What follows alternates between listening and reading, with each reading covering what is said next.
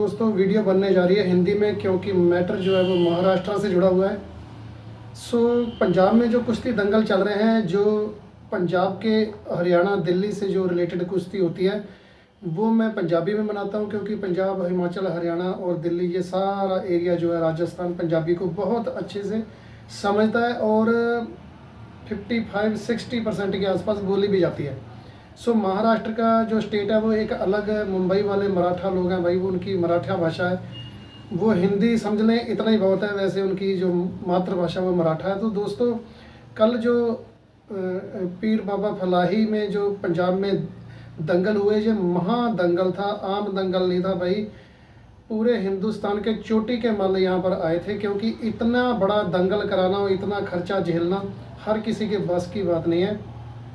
पंजाब के जितने 1 नंबर के मल हैं वो वहाँ, 2 नंबर वाले वहाँ, 3 नंबर वाले वहाँ, और इससे अलावा जो कैटेगरी नीचे आ जाती है वो सारे ही।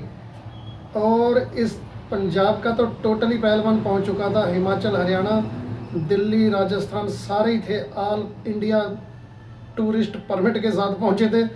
दोस्तों, महाराष्ट्र वाले मेरे भाइयों, बुजुर्गों, बच्चों, जो मैं रिएक्शन देने जा रहा हूँ वो है पंजाब वर्सेस महाराष्ट्र। जी हाँ, क्योंकि डेरा पीर बाबा फलाही में जो कुश्ती हुई, महादंगल था। ये भारत में बहुत कहीं कहीं दंगल होते हैं ऐसे, जैसे पूरे भारत की चोटी के मल्ल पहुंचे हो, तो यहाँ पहुंचे थे।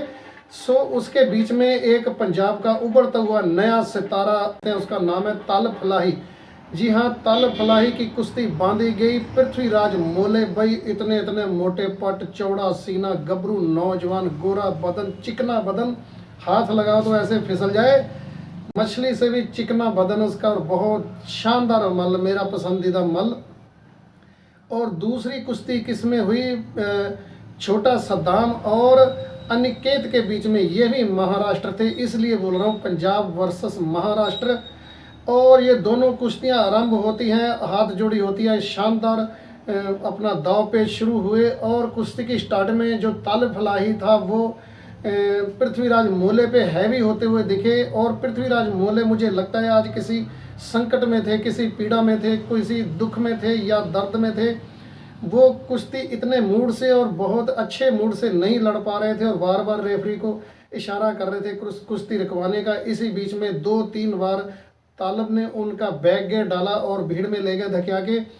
दोस्तों, वो अपना डिफेंस करते दिखे, और तालब फलाही पूरे हैवी ही दिखे उस पर। इधर जो छोटा सद्दाम था, इसकी कुश्ती थी अनिकेत पे। अनिकेत वेट में और देखने में, तंदुरुस्ती में तालब छोटे सद्दाम से काफ़ी हैवी मल था, लेकिन छोटे सद्दाम को उसने शुरुआत में काफ़ी परेशान किया। उसकी गर्दन पे गोडा भी रखा और उसको दिखाया भी कि मेरे अंदर कितना दम है, और काफ़ी दाव पेच मारे और छोटे सद्दाम को नीचे धरती पे रगड़ने की कोशिश की। और ऐसा उन्होंने स्टार्टिंग में कुछ किया भी, लेकिन कुश्ती पूरी कांटा कुश्ती थी ये। इसमें छोटा सद्दाम भी छोटा नहीं है, देखने नाम ही छोटा रखा है, छोटा सद्दाम है बड़ा बादाम। और उसने बड़े अच्छे बचाव किए और बार बार अनिकेत को उसके दाव पेच को काटा, और धीरे धीरे अपना वो उसका जो इंजन है ना, वो ऐशर इंजन की वाला रखा हुआ, उसमें वो धीरे धीरे पिकअप लेता है। जब वो टॉप पकड़ता है तो आधा किलोमीटर पे जाके ऐशर ट्रैक्टर पकड़ता है, जब पकड़ लेता है तो फिर ब्रेक फेल हो जाती है। तो यही हाल सद्दाम का है। सद्दाम ने जब इंजन इसका गर्म हो गया तो अनिकेत को परेशान करना शुरू कर दिया।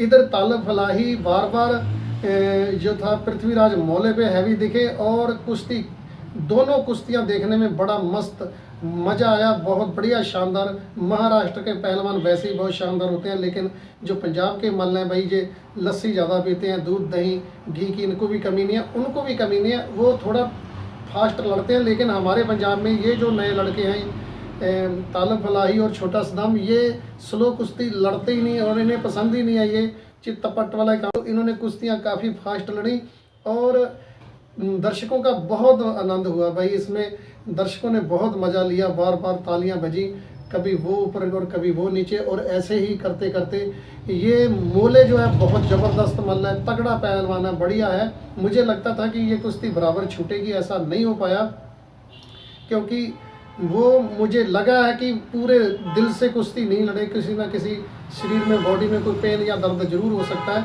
सो जो थे तालब फलाही उस पे हैवी रहे, लगातार हैवी रहे, और 10-5 मिनट तो एंड वाले जो थे उन्होंने उसके ऊपर ही रहे, उसकी गर्दन पे ही गोडा रखा।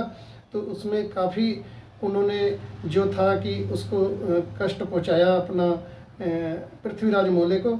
एंड में तालब फलाही कुश्ती जीत जाते हैं। पृथ्वीराज मोले को दोनों कंधे लग जाते हैं, जांघे से पकड़ के जब वो उठाते हैं तो इसमें पृथ्वीराज मोले हार जाते हैं।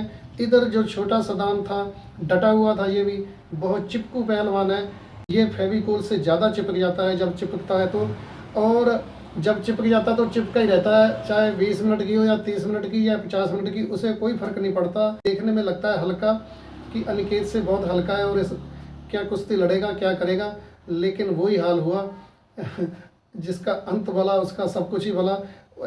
ऐसी एक आँख के इशारे में ही अनिकेत को इसने चित्त कर दिया और चित्तपट होने पे कुश्ती खत्म हो गई। सो दोस्तों, पंजाब के तालब और छोटे सद्दाम ने महाराष्ट्रन दोनों जो पहलवानों से कुश्ती हुई, एक अनिकेत और दूसरी पृथ्वीराज मोले से, इन दोनों को डिफीट कर दिया। महाराष्ट्र के पहलवान बढ़िया पहलवान थे, बढ़िया कुश्ती थी, लेकिन लगातार एक एक करके वो कुश्तियाँ हारे। तो दोस्तों, हार जीत ज़िंदगी का एक हिस्सा है, कुश्ती के मैदान का तो ये भी एक हिस्सा है और यही ज़िंदगी का एक किस्सा है। और पहलवानों के साथ तो रोज़ होने वाली बात है, कहीं जीत गए, कहीं हार गए, कहीं बराबर छोड़ गई, तो दिल छोड़ने की कोई बात नहीं होती।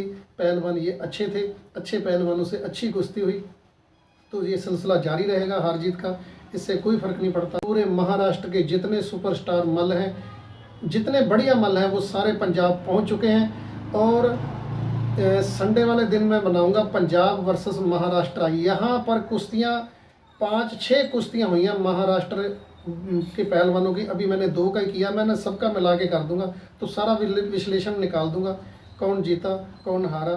खुश रहो, अपनी सेहत का ख्याल रखो, अपने घर परिवार का ख्याल रखो, खास करके माता पिता का, अपने बच्चों का ज़्यादा ही ख्याल रखो, और इसके साथ साथ पड़ोसियों का भी ख्याल रखो यार, वो भी पड़ोसी हैं, कभी ना कभी काम आ जाते हैं। पड़ोसी जो होता है दायां कंधा होता है, जब आप ब्याह शादी में या टूर पे या इधर उधर जाते हो तो सबसे ज़्यादा जो आपके घर पे निगरानी होती है वह पड़ोसी की होती है। सो जितना ख्याल अपना रखो उतना ही पड़ोसियों का रखो, लेकिन नेक नीयत से, बदनीति से नहीं। खुश रहो, नमस्कार।